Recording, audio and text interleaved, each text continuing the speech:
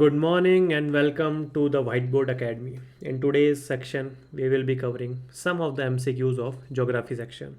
So without any further ado, let's start our today's session.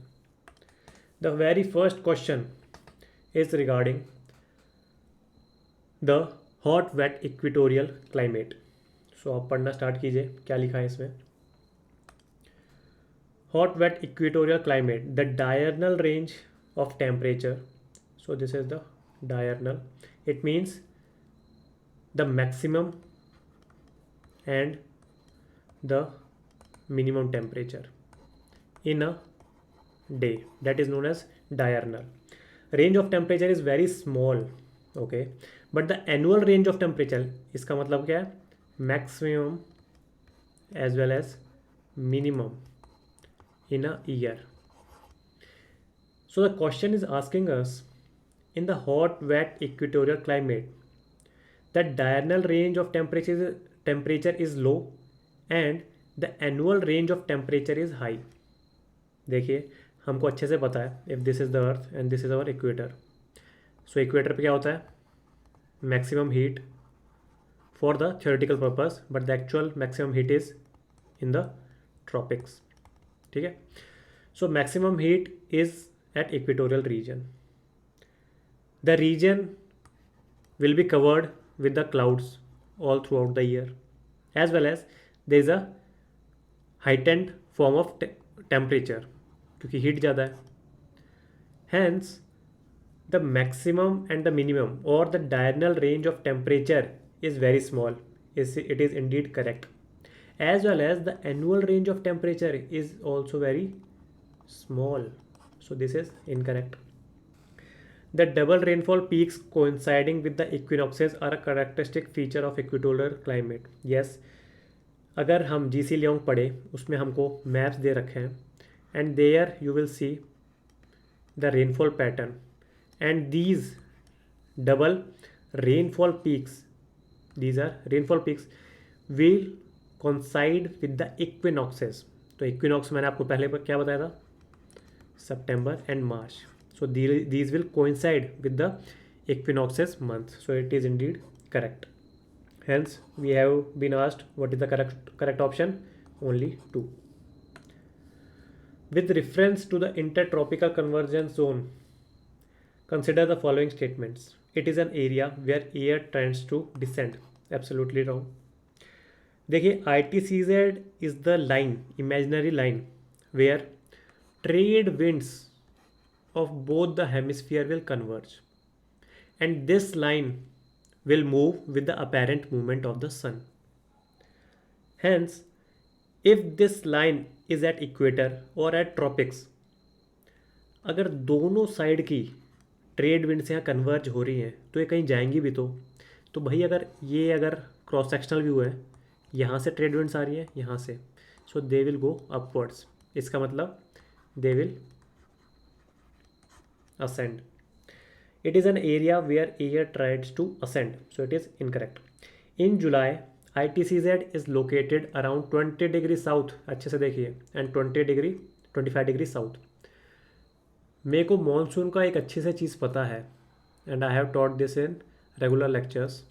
If this is map of India, ITCZ passes from this particular thing, and that's why it is known as the monsoon trough, monsoon trough या trough, कुछ भी बोल लीजिए. इसका मतलब ITCZ यहाँ है and our whole of India lies in the north hemisphere. So this is incorrect. यहाँ नॉर्थ होना चाहिए था. Shift in ITCZ causes the trade winds of the southern hemisphere to cross the equator. Yes, as the ITCZ has been moved in the northern Great Plains, इसका मतलब the upper trade winds will converge here, and if this is the equator, the lower trade winds will move in the opposite direction after crossing the equator. Hence it is correct, and our correct option is option number C. In the context of the plate tectonics, क्या पूछ रहा है, major और minor plates के बारे में.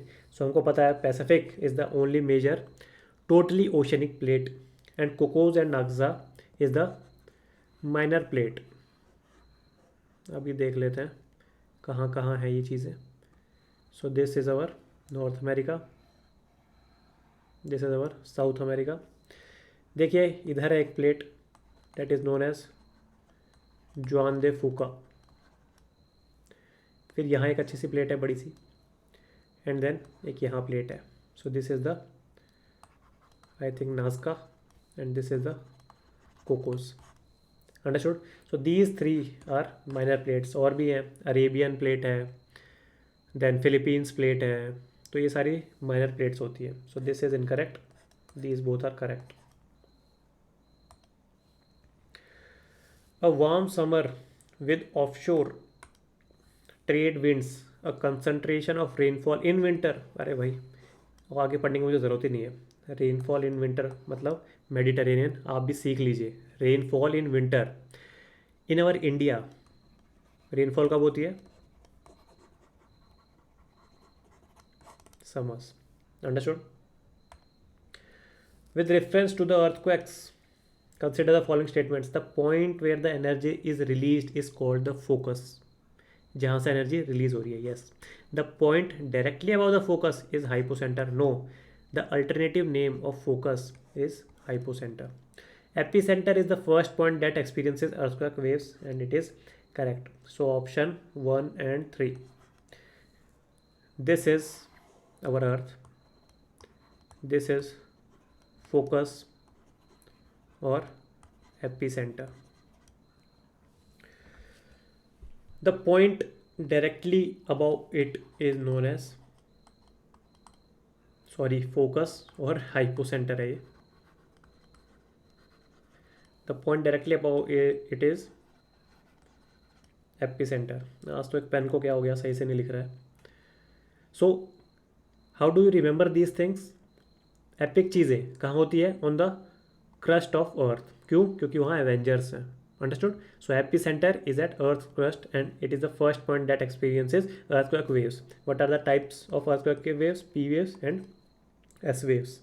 और भी वेव्स होती हैं, वो उनको एल वेव्स बोलते हैं, that is known as body waves. और एल वेव्स भी फर्दर डिवाइडेड होती हैं, पर हमको इतनी जानने की ज़रूरत नहीं है because we are not students of geography optional. So P waves are the fastest waves that will be measured first in the seismograph. S waves उनसे x by 2 times slow होती हैं, 1 by 2 times slow होती हैं. P waves can travel in all three mediums. S waves can travel only in solid mediums. Understood? The shadow zone of S is greater than that of P. ये भी आपको याद रखना. Consider the following natural disasters. अच्छा भाई, natural disaster मान लीजिए अगर सारे भी हैं तो भी we have a body known as SDRF, state disaster response force है. ये फंड नहीं है, फोर्स है. सो इसके अंडर, या फंड भी हो सकता है, कोई दिक्कत नहीं है. तो इसके under our governments has designated some of the hazards which will be known as natural disasters. Understood? So lightning पिछले साल बहुत न्यूज़ में हुई थी कि बहुत सारे लोग मर रहे हैं इससे, but the government hasn't declared it as natural disaster. और सारी चीज़ें नेचुरल डिजास्टर हैं. So only 3 are correct. Consider following statements regarding, अच्छा लीबिया, सॉरी नाइजर के बारे में पूछा गया है और बोल रहा है कि बॉर्डरिंग कंट्रीज़ कौन सी है. तो देखिए थोड़ा सा अकल लगाइए इसमें, ठीक है? ये याद करने की ज़रूरत नहीं है आपको. लीबिया ठीक है, हो सकती है. इजिप्ट, भाई अगर मैं मैप बनाऊँ अफ्रीका का, ये अफ्रीका का मैप हो गया ना.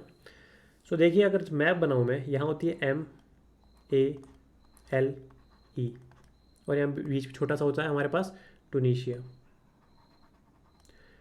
तो यहाँ क्या हो गया? Morocco, Algeria, Libya and Egypt. मुझे पता है नाइजर की कहीं यहाँ लोकेशन है भाई, और उसके नीचे नाइजेरिया है, ये भी मुझे अच्छी तरह पता है. तो ये क्या बोल रहा है? कौन सी बॉर्डरिंग कंट्रीज़ है? इजिप्ट तो बिल्कुल नहीं हो सकती, तो ये मैं इजिप्ट हटा देता हूँ. और बाकी की अगर आपको इतना सा पता है, so you can take a guess work, but गलत भी हो सकता है. So your answer is the 3. Only 3 countries are bordering countries.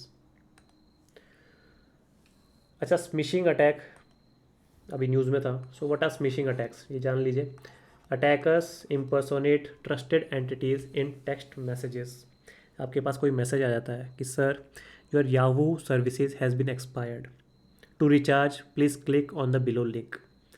So hence an impersonator is impersonating someone else, that is the Yahoo company. It is a trusted entity via text message. So this is known as smishing attacks. आप भी सावधान रहिए. With reference to the landforms associated with volcanic activities, consider the following statements. बहुत ही आसान है. Intrusive features के बारे में पूछा गया है. वॉल्केनिक के दो फीचर्स होते हैं, इंट्रूसिव एंड एक्सट्रूसिव्स. सो हमको इसमें इंट्रूसिव है, तीन चीज़ है, सिल, डाइक, और इसके अलावा ये ब्रॉडर चीज़ है. अब इसके अलावा बहुत कुछ होती है. लैकोलिथ मशरूम शेप्ड होता है, ये सी दिख रहा है, इसी को उल्टा कर दो, इसी को उल्टा कर दो तो ये ऐसे होता है. देन लोपोलिथ सॉसर शेप होता है, ऐसे होता है. Then phacolith, P for phacolith, P for pairs, तो लेंस की तरह होता है ये. लेंस पेयर में होती है ना हमेशा, तो ये पेयर की तरह होता है. And last we have batholith. So it is a huge mass of igneous rock that has been solidified inside the earth crust. तो ये एक ऐसे बहुत सारा मैग्मा होता है and this is providing the magma to all these things. Sill क्या होता है? It is concordant in nature. Concordant इसका मतलब पैरेलल टू बेडिंग प्लेन.